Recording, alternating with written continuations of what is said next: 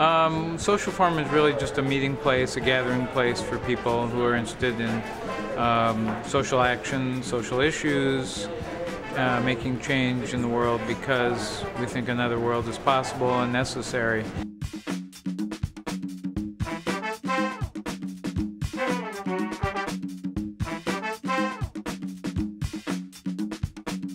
And they're a response to the World Economic Forums, which are events where just the major G8 countries, the larger countries, the ones with overdeveloped economies get together and basically try and create an economic system for the world that continues to work for them, but it doesn't necessarily work for a lot of the other countries.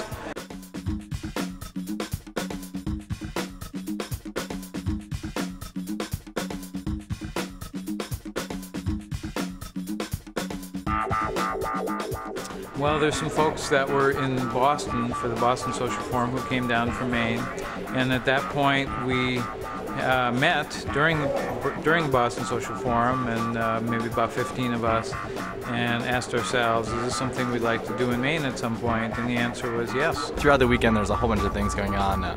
On Friday night we opened it up with a convocation which had speakers, and there was musical events, there was a Riot Folk show, there's a critical mass bike ride that happened, and then on Saturday there's all the workshops, and there's info tables and exhibits downstairs, and then there's also a big puppet show last night, a contra dance, and peace and nonviolence had a bunch of stuff going on. Water privatization had a lot of workshops, anti-poverty homelessness track, as well as a queer issues track. So there's lots of different things. The neat thing about the forum is that it's multi-issue. It's not some sort of convention where everyone's talking about just one thing. It's multi-issue, an imaginative and creative way of bringing all these issues together and interconnecting them, and really like creating a dialogue between different movements and people, and having them all basically come to the same place to share experiences and ideas and ways to work together in the future.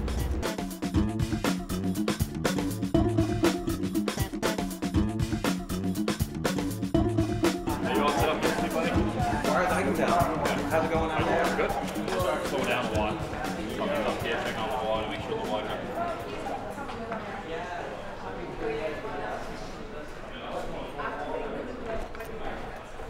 Where are we going? Don't worry about me.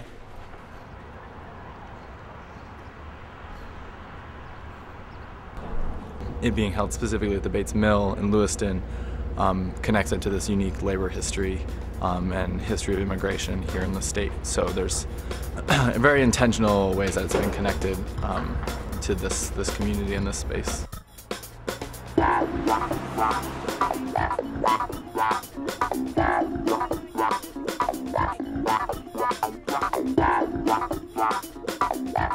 This half of it is a learning space where we teach people how to garden, where kids come in and garden. We are present here at least once a week. So it's not a very big space, but it is a space where people right within the few block radius can come and have a space or come to learn more about gardening.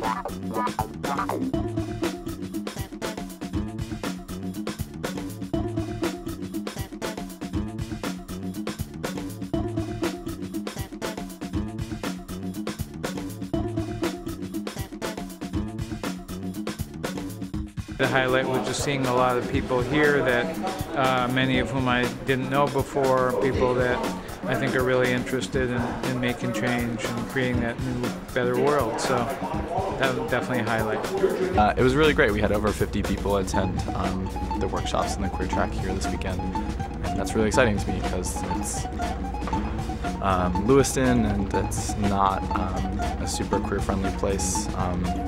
And we pulled it off. But all in all, I think it's been a success. I think people that have been here thought it was a good event. People enjoyed themselves. People learned a lot. People met other people. People have made connections that I think they're going to use in the future. We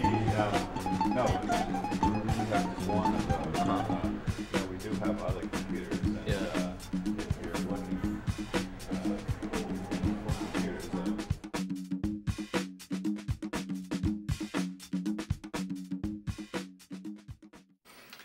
A while ago, Craig Saddlemeyer, producer of Maine Video Activist Network, asked, me if I would care to do a short profile on myself as an MVAN contributor. I told Craig that I would give it some thought. Now I present to you the result of that thought. My working with MVAN is a result of my interest with social justice. Just how long have I had this interest? You might say since March 31st, 1943. That's the day I was born. You see, my last name, Sirois, has a family crest with a motto, Spes ex Justitia, which is Latin for hope from justice. You might say I was born to advocate for social justice. For many years, I lived a pretty standard life. Grew up in a small town of Madison, Maine, and graduated in 1961. I went on to pre-med at the University of Miami, dropped out, and joined the Scandinavian Merchant Marine. That started a chain of life events from which I never could escape. Working and living among Europeans and Asians, I developed a sense of perspective not seen by most Americans. I was able to see the world with a different point of view other than my own cultures. It was both a curse and a blessing. Upon returning to the United States, a year and a half later, I could no longer believe American fables about other peoples, most of which I knew to be not true. Now I had the luxury of understanding, and I mean really understanding, how Germans, Italians, English, Norwegians, Indonesians, Russians, and others related to themselves and the rest of the world. There was no doubt in my mind, all people were different, yet equal. No one nationality or race was better than the other. All through school it was inferred, if not actually stated by a few, that Americans were much better and somehow more deserving than others. This attitude was even applied between our own citizens. For example, workers were inferior to management. The poor were poor because they were lazy. The homeless actually liked being homeless.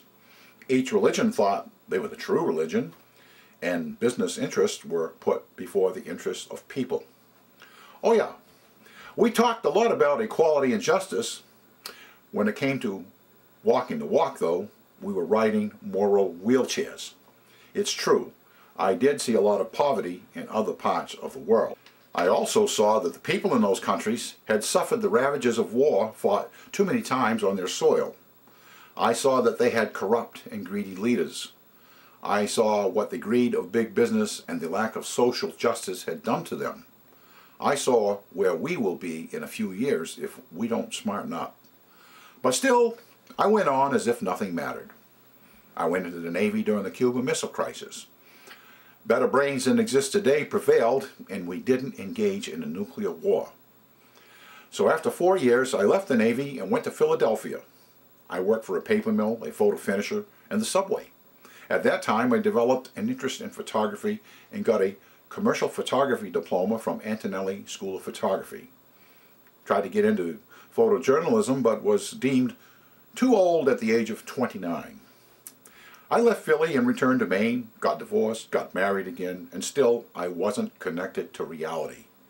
I worked construction, had a photo studio, did factory work, and got into the paper mill in Madison. Then came the Bush's first desert storm. Like a storm, it came and went real fast. We were out of that one before we even knew we were in it. Tens of thousands of people died, and apparently only a few people gave a damn. I was one of those few, but still, I did nothing. Now along comes King George Bush II. Now we're in a war with no purpose at all. You know that a war has no purpose when you are given a different reason for being in it every other month, as was the case in Iraq. At this point, I said, enough. Maybe not enough people were given enough reasons to resist this war. I believed in truth, justice, and the old American way, even though I know I'm not Superman.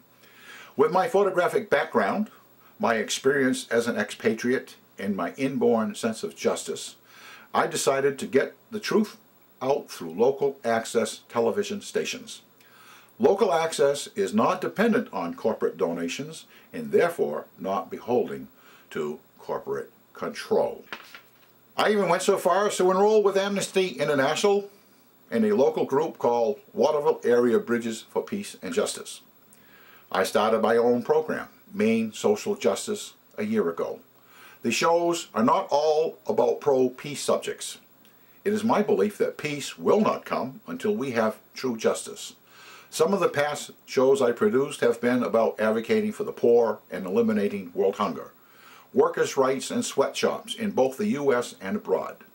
Some shows have been about local people working with those in need in both Latin America, Bosnia, and even tsunami-devastated Sri Lanka.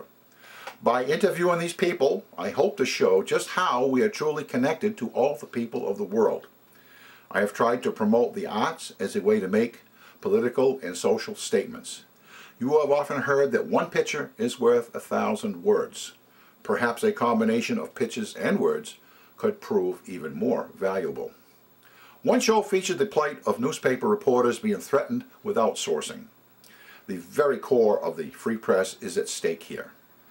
I have even brought the message of many social activists to you through coverage of festivals and fairs. One of the best features of this is that you get to see some very local and some very good musical and entertaining acts. So I hope to continue to expose the truth to those who have had to endure the corporate controlled media for too many years. I hope you will support your local access channels, your local newspapers, and your local mom and pop operations. Only they can offer you stability in your community. It is up to you to demand the truth, the whole truth, and nothing but the truth from the major networks and cable companies. I'd like nothing better to do than to spend the rest of my retirement in my woodworking shop. Unfortunately, greed has taken over the control of our lives, and I must postpone what I really love doing to promote justice at the grassroots level. Thank you.